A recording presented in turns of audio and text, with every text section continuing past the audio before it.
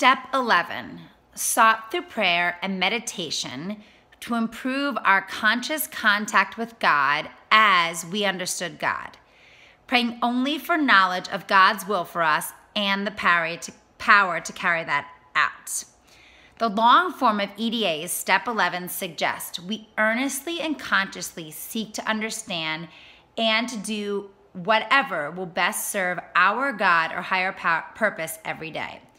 When we take care of our basic needs and place ourselves in service to our higher power or higher purpose, we gain the peace and perspective needed for recovery.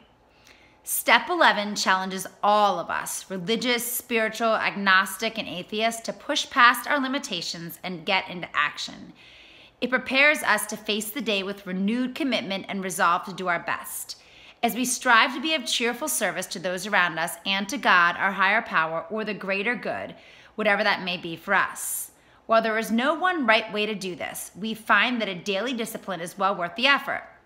Every day when thinking about the 24 hours ahead, we consider our goals from the 10th step inventory. We think about how our activities can positively affect those around us and what we can do that matters in the long run.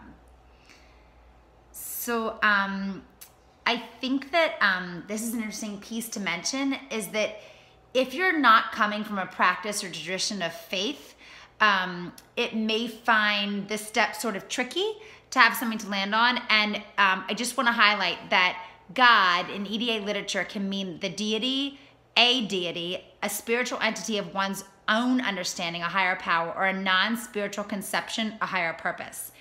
And to remember that a reliance on any one of these ideas can provide the perspective we need to find balance, peace, and freedom.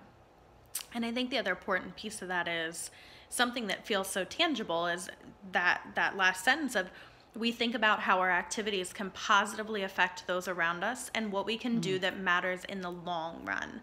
And I feel like so much of it boils down to that yes, we can meditate or pray to have knowledge of that greater plan. I know for me personally, sometimes that gets into a tricky place of control and wanting to know the plan so that I can plan ahead and manipulate it.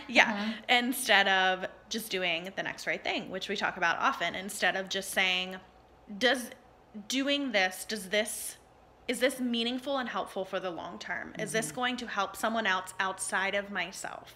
Like, yes, we can still, it might still benefit us as well, and that can still be good, care for yourself before you can care for other people. But I think it gets into that tricky area of, I think it's just spending time with yourself, spending quiet time, spending time to reflect, spending time to take in what's around you and make decisions based off of the greater good instead of what ED is telling you to do. You use that word, take time, and I think for a long time I avoided taking time, and so I didn't seek through prayer and meditation because I wasn't stopping. And I think that there's so much there when you take time to find the perspective, it's all right there, but I didn't want to take time to see the perspective because then I couldn't control, like you said, what if the perspective that was given to me when I took the time wasn't the perspective that I wanted? Does that make sense? Well, and time with yourself, it also allows a lot of those fourth step stuff, a lot of those things to creep in, the self-doubt and the fear and the anxieties and the pity and the remorse and the shame, and it all during quiet time. But that's where this is step 11 for a reason. That we've worked that, we've built that foundation. In step 1, then it says, we'll never ask you to do something that you're not ready to do. And that you're laying this foundation through the rest of the steps. So by the time you get to step 11, you've been working through, you did step 4, you worked through those things. And which step was it that you're supposed to take daily inventory? The 10th step. So 10. So you're still taking inventory, and this is outside of inventory. Right. It's so reflection on the inventory. Yeah, and just reflection on just that quiet, and like you said, stuff just seems to click if you take the time to let it. If you let it, yeah. So one of the pieces in this, again, we talked about it, but we think it's helpful to consider what service really means. And so there's an 11th step prayer and an alternate statement that I'm just going to share with you.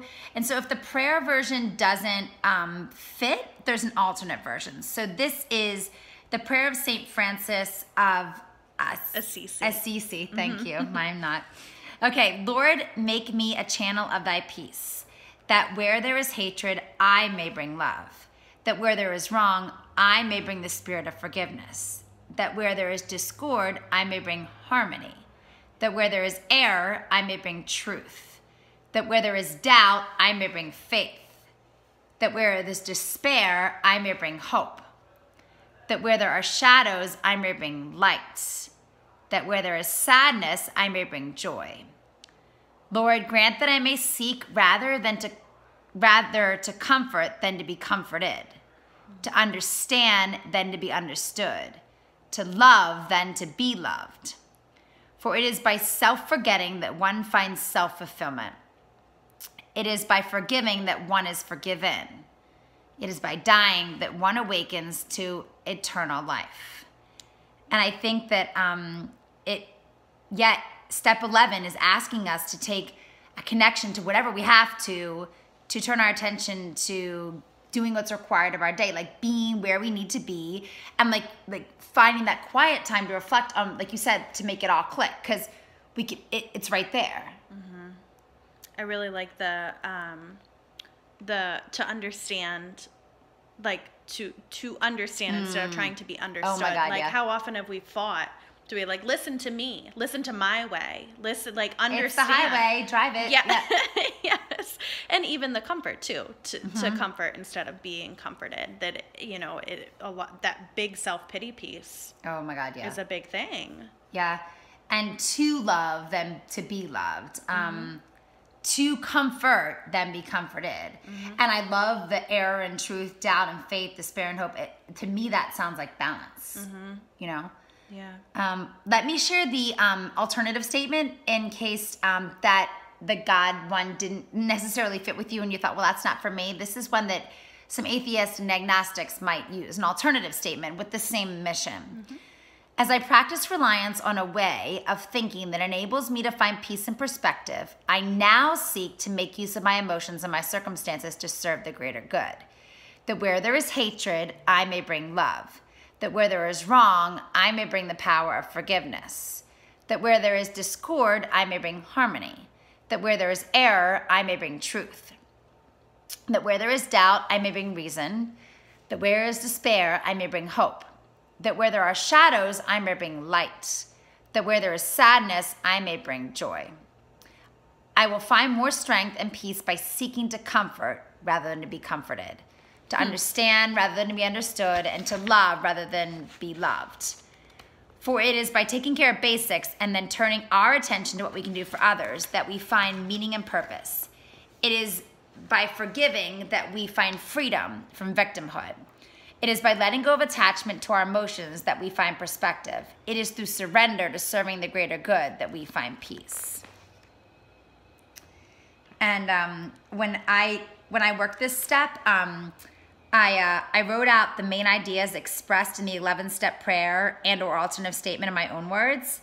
And so I'll share with you kind of what I pulled from it. As I practice reliance on a way of thinking that enables me to find peace and perspective, I now seek to make use of my emotions and circumstances to serve the greater good. That where hatred, I love, wrong, forgiveness, discord, harmony. I will find strength and peace by seeking comfort rather than being comforted. And I just wrote I wrote in big letters, service. And when you said too, like connections that clicked, like I think a lot about connection through service and connection to others. I'll also share that I'm this yoga teacher that's supposed to really love to meditate, and I hated it, because all that stuff clicks. It clicks in stillness. And I went away to a couple trainings, and I fell in love with that piece of the training. I was like, oh my God, I love that chance to be in stillness and just allow things to kind of click together. So it's a new passion. That's good. Yeah. You were able to flip it. I think whenever I do it, then I'm like, oh, this is nice. But it doesn't get put on the to-do list often enough. No. And I don't, unplug and take the time apart and, do it often enough. And it's something that you have to be purposeful about, just like the rest of it. Yeah, it almost is like it's one more thing to do. And I'm like, oh, I don't have time for that. But then think about it. It's something that will give you more time for the other stuff in the future. Yes, for sure. Thanks, guys. So if you want to read more, you can visit our website, eatingdisordersanonymous.org. You can download all the pages of the big book that we shared, see the prayer, and work the steps. Keep coming back because it does work when we work it. Bye. Thanks. Bye.